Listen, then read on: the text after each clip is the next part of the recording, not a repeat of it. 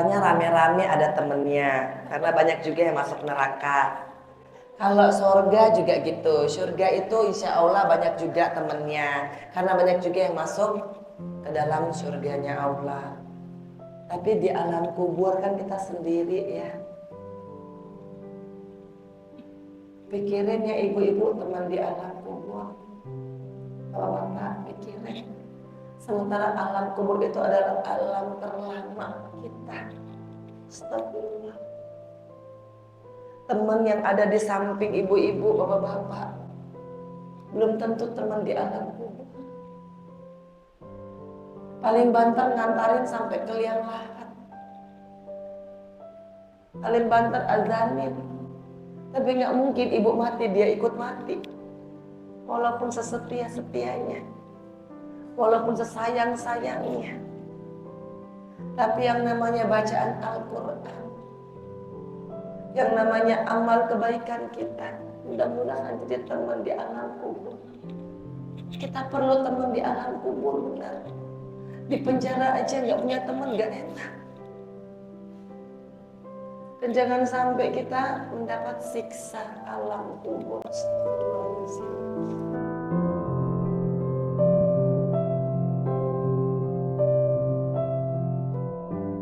Yang pertama adalah tanda keberserahan kita. Allahu Akbar. Saya berserah kepada Allah.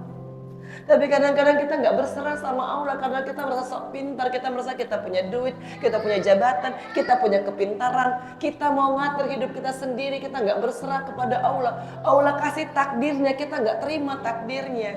Kita malah bilang kenapa jadi begini ya Allah, orang lain kok hidupnya bisa lebih enak, saya kurang apa? Saya sholat tepat 5 waktu, saya sholat bahkan sholat sunnah, saya bahkan puasa. Tapi kenapa hidup saya begini? Kenapa mereka yang gak pernah sholat hidupnya kok enak-enak aja? Yang ibu pikir enak-enak saja, ibu belum tahu bagaimana nasibnya kalau mereka tidak menjalankan ketakwaan kepada Allah Subhanahu wa taala.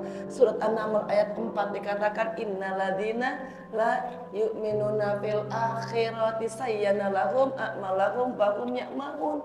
Memang Allah akan merasakan, memberikan rasa yang nikmat kepada orang-orang yang sedang melakukan kesesatan.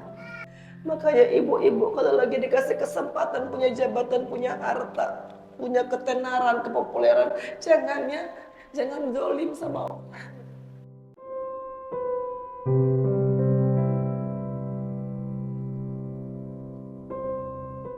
Apapun ujiannya, ada Allah bersama kita. Yakin, gak usah kemana-mana ibu-ibu, gak usah ke temen, gak usah ke orang pintar. Yang bisa menyelesaikan masalah kita itu hanya Allah Subhanahu wa ta'ala. Doa sendiri, kusukkan dirimu sendiri dengan Allah, karena Allah sesungguhnya menjawab setiap doa kita. Dan kalau Allah udah ada di dalam hati kita, Allah sediakan semua keperluan kita, ketenangan, kebahagiaan. Satu syaratnya agar supaya Allah ada di hati kita, bersihkanlah hati kita.